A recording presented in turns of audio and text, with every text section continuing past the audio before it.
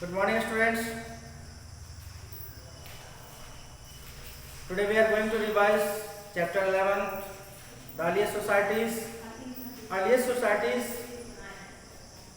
जो शुरुआत हुई मानव की, उनको hominids कहा गया because they were not as like as the modern man. Their appearance are different from us.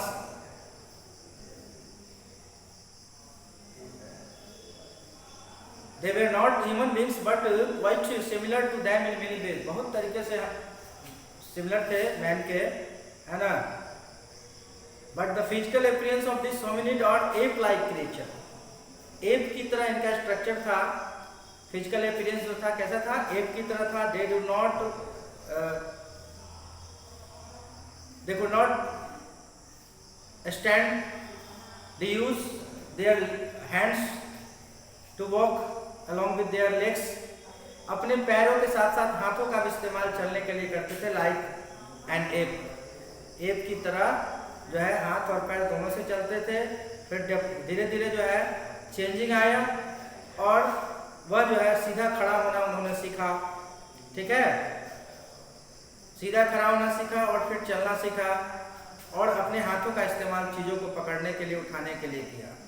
ठीक है, तो इस तरह से चेंजेज आए होमिनिड्स के लाइफ में. ठीक है,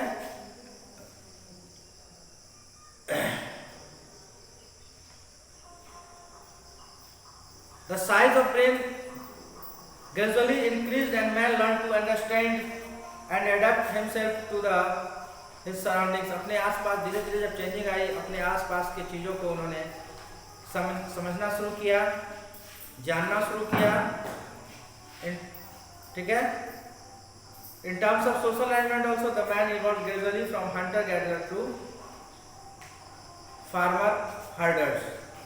अब धीरे धीरे जो परिवर्तन आया तो ये मानव जो है जिनको अर्ली मैन कहा गया, एप मैन भी कहा गया, ये हंटर गैदरर थे और चेंजिंग धीरे धीरे चेंजिंग आई और ये जो है हंटर गैदरर से बन गया फार्मर्स और हर्डर्स कहलाए.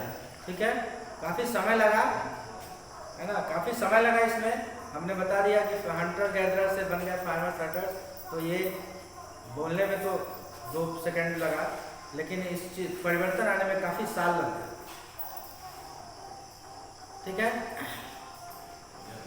इस चैप्टर में स्टोन एज के बारे में हम लोगों को पढ़ना है. स्टोन एज जैसा कि हमने पढ़ा था, प्री हिस्ट्रिक पीरियड, ऐसा पीरियड जिसमें लोग लिखना पढ़ना नहीं जानते थे, ऐसे पीरियड को प्री हिस्ट्रिक पीरियड कहा गया. और लाइफ इस पीरियड में कैसा था? इनसिक्योर लाइफ था and very difficult for humans. बहुत सारी कठिनाइयों का सामना करना पड़ता था.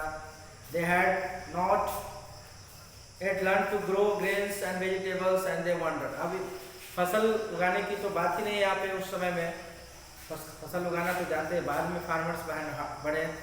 उस समय जो ये हंटर गैदरर थे, पढ़ना लिखना भी नहीं जानते थे, इनका माइंड, इनका ब्रेन डेवलप नहीं था उतना. और ये क्योंकि भोजन तो जरूरी है, इसलिए भोजन के लिए अपने ये क्या करते थे, शिकार करते थे या फिर जंगलों से अपना कंदमूल इकट्ठा करते थे और उसी को भोजन के रूप में इस्तेमाल करते थे. ठीक है,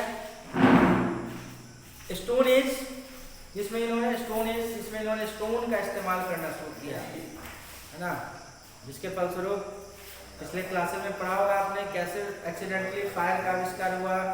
एक्सीडेंटली 2 पत्थर के टकराने से चिंगारी निकली, स्पार्क हुआ और इन्होंने जाना कि आग कैसे जो है कैसे आग निकलता है, किस तरह आग का आविष्कार एक्सीडेंटली इनके द्वारा किया गया. तो स्टोन्स का इस्तेमाल सबसे पहले इनके द्वारा किया गया और इन्होंने कई स्टोन टूल्स बनाए. ठीक है, और इसीलिए इसे इसको स्टोन एज नाम दे दिया गया. ठीक है, स्टोन एज जिसको पैलोलिथिक और ओल्ड स्टोन एज कहा गया. स्टोन एज में भी ओल्ड स्टोन एज, है ना, जिसको पैलोलिथिक एज कहा गया. ठीक है, 5 लाख to 10,000 BC का पीरियड है ये पैलोलिथिक और ओल्ड स्टोन एज का. Palaeolithic age has been further divided in 3 phase. और इसको इस पैलोलिथिक एज को 3 एज में डिवाइड किया गया, 3 एज में इसको डिवाइड किया, वो तीनों एज जो है, सबसे पहला आपका लोअर पैलोलिथिक एज, उसके बाद मिडिल, फिर अपर पैलोलिथिक एज, है ना, जिसको मेसोलिथिक, नियोलिथिक भी नाम दिया गया, है ना। लोअर पैलोलिथिक एज में many parts of the earth were covered with ice, so this age is also known as ice age, okay. इस एज को आइस एज भी कहा गया, आइस एज नाम दिया गया because the maximum part of the earth was covered with snow और ice, okay, and the climate was extremely cold. जो मोस्ट कॉमन स्टोन टूल्स जो इन्होंने बनाए, जिसका इस्तेमाल हैंड एक्स जिसको कहा गया, जिसका इस्तेमाल इन्होंने पेड़ों को काटने के लिए और शिकार करने के लिए किया, and this tools were known as choppers, okay. These tools have been found in India, the valley of river Son, in Punjab and the banks of river Narmada in Madhya Pradesh, and similarly tools have been found in Western Asia, Europe and Africa. तो ये था आपका lower palaeolithic age, stone age यानी palaeolithic age, old stone age यानी palaeolithic age का पहला जो division हुआ उसको नाम क्या दिया गया, लोअर पैलोलिथिक एज, है ना। और इसमें जो टूल्स बनाए गए उस टूल्स को चॉपर्स कहा गया, जिसका इस्तेमाल पेड़ पौधों को काटने के लिए और शिकार करने के लिए किया जाता है, right. Archaeologists have discovered a variety of stone tools in different stages of production. Such sites are called factory sites. बहुत सारी मात्रा में विभिन्न प्रकार के स्टोन उपलब्ध थे, इन जगहों को फैक्ट्री साइट कहा गया, साथ ही साथ हैबिटेशन साइट भी कहा गया because the people live there, है ना। So this sites were known as habitation cum factory site. विभिन्न प्रकार के अत्यधिक मात्रा में स्टोन उपलब्ध थे, जिन स्टोन का इस्तेमाल जो है टूल्स बनाने, विभिन्न प्रकार के टूल्स बनाने के लिए किया गया, इसीलिए इसको फैक्ट्री साइट भी कहा गया, है ना। और लोग यहाँ पे रहते थे, लोगों का निवास भी था, तो इसको हैबिटेशन कम फैक्ट्री साइट कहा गया, ठीक है। तो आपने देखा कि कैसे लोअर पैलोलिथिक एज में choppers tools, a type of tools, a kind of tools called choppers that were used to cut trees and also used for hunting animals. अगला जो आपका है मिडिल पैलोलिथिक एज, है ना। पहला आपका लोअर पैलोलिथिक एज, पहला आपका इसका हो गया लोअर, ठीक है। दूसरा आपका मिडिल,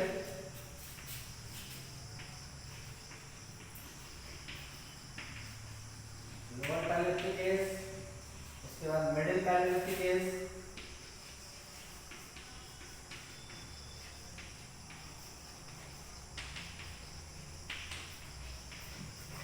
थर्ड वन इज, तीसरा जो आपका था पीरियड उसका नाम दिया गया अपर, है ना, अपर पैलोलिथिक।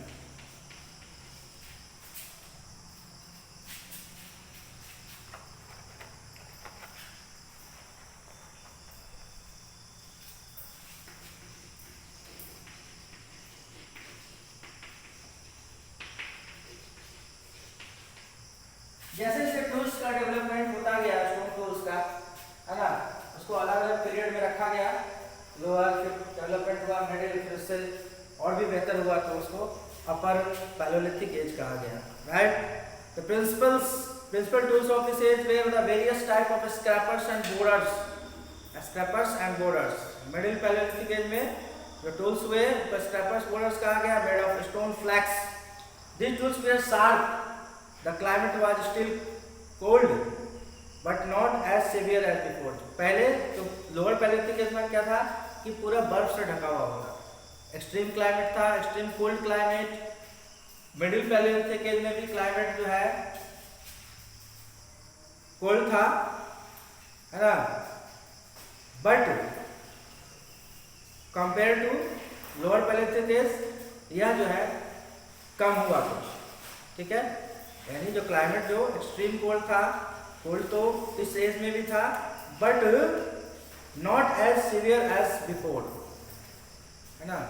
सिवियर यानी अत्यधिक, बहुत ज़्यादा कोल्ड था उसमें, उससे कुछ कम इस पीरियड में हुआ, ठीक है। क्लाइमेट इट में be called the middle phase of ice age, और आइस एज का या मिडिल फेज कहलाया। ये भी आइस एज है, लोअर पैलेयोलिथिक को आइस एज कहा गया, इसको middle phase of ice age कहा गया, इसको मिडिल पैलेयोलिथिक एज को, ठीक है। अपर पैलेयोलिथिक एज जो आपका हुआ उसमें the period coincided with the final phase of the ice age, the climate had not yet become warm, अभी भी जो है क्लाइमेट गर्म नहीं हुआ, okay. The characteristic tools of this period are blades and burins, ठीक है। इसमें जो टूल्स हुए वो क्या हुए, blades and burins. This tools have been found in Chota Nagpur plateau in Jharkhand, Jharkhand में जो छोटा नागपुर प्लेट्यू का जो क्षेत्र है, हिस्सा है, ठीक है, उस क्षेत्र में यह टूल्स पाए गए। And Bhopal in Madhya Pradesh, Chota Nagpur plateau in Jharkhand and Bhopal in Madhya Pradesh, ठीक है। तो ये आपके तीन जो स्टोन एज को 3 पार्ट्स में डिवाइड किया गया, लोअर पैलेयोलिथिक, मिडिल पैलेयोलिथिक और अपर पैलेयोलिथिक, है ना, जिसको पैलेयोलिथिक, मेसोलिथिक और नियोलिथिक कहा गया, ठीक है।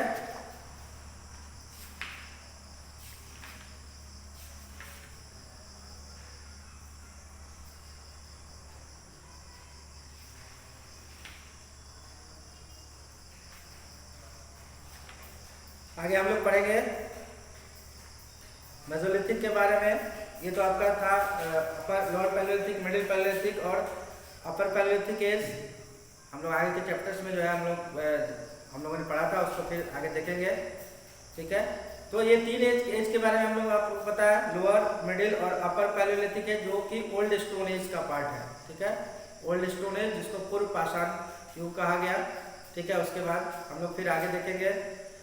तो ये 3 एज के बारे में हम लोगों ने पढ़ा कि तीनों एज में टूल्स जो है डिफरेंट थोड़े से उसमें सुधार होता गया, ठीक है। उसके बाद पैलेयोलिथिक कल्चर, पैलेयोलिथिक जो कल्चर के बारे में जानेंगे। Palaeolithic man are based mainly on archaeological evidences, archaeological evidences. This includes skeletal remains of man. Archaeological source के बारे में हम लोगों ने पढ़ा था, आपको याद होगा। आर्कियोलॉजिकल सोर्स जो खुदाई के दौरान जो प्राप्त हुए सोर्स, उसको आर्कियोलॉजिकल सोर्स कहा गया, है ना। जिसमें skeletal remains of man and animals, things made by primitive man, his painting on rocks and, क्या करते थे पहले शुरुआत में, पेंटिंग करते थे early man, rocks and cave walls पे पेंटिंग किया करते थे, because they do not know how to read and write. Some of our views about the life of primitive man yani hominids can be confirmed by observing the tribal groups of Todas in Nilgiris Hills and Ongas and Joras in Andaman Islands. Lifestyle, Paleolithic man was ignorant of agriculture. Paleolithic man को agriculture के बारे में कोई जानकारी नहीं थी।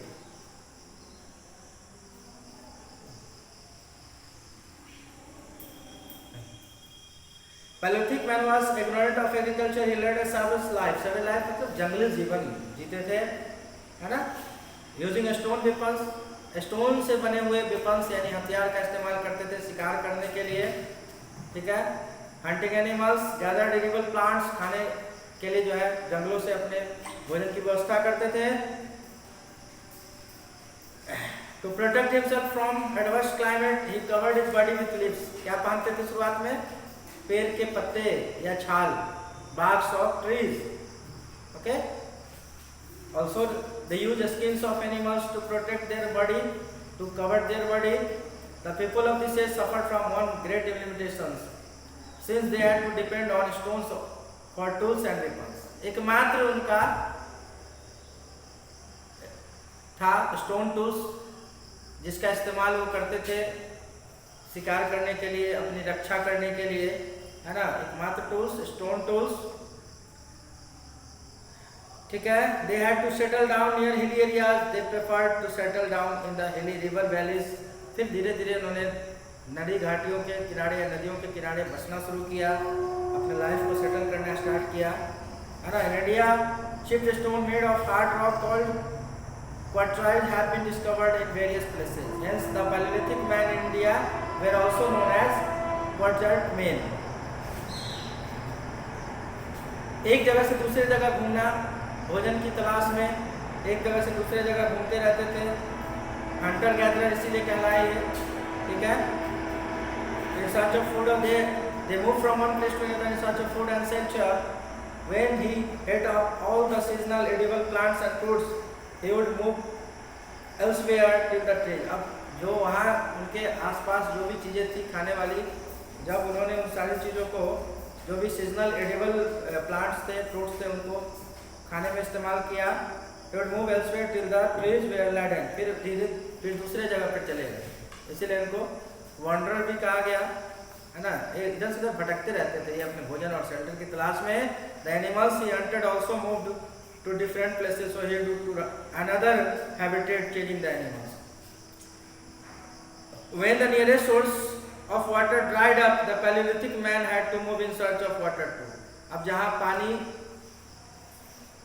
उपलब्ध था वहाँ पे ये रुकते थे, ठहरते थे, फिर जब वहाँ का पानी जब सूख जाता था तो फिर ये दूसरे एरिया में पानी के तलाश में, भोजन पानी के तलाश में अपना एरिया बदल लेते थे, दूसरी जगह चले जाते। बाद में इन्होंने ग्रुप्स में रहना शुरू किया, है ना। पैलेस्टिक मैन याद advantage of living in group. फिर धीरे धीरे ग्रुप में, पहले अपना सब अलग अलग भटकते रहते थे, फिर उन्होंने एक ग्रुप बनाया, समूह में रहना शुरू किया, है ना। समूह में हंटिंग भी करते थे, ठीक है। And not understand natural phenomenon, और इनको जो नेचुरल फेनोमेनन जो है उसके प्राकृतिक जो घटना है उसके बारे में इनको कुछ पता नहीं था, जैसे लाइक थंडर और लाइटनिंग एंड वाज अफ्रेड, डर जाते थे इससे। बिजली चमकती थी, बिजली कड़कती थी आकाश में, तो इससे उनको डर लगता था, भयभीत हो जाते थे, दैवी शक्ति मानते थे इसको। He also feared ferocious animal like tigers, और जो जानवर थे खतरनाक जंगली जानवर, इनसे भी इनको डर लगता था। So they started living in groups.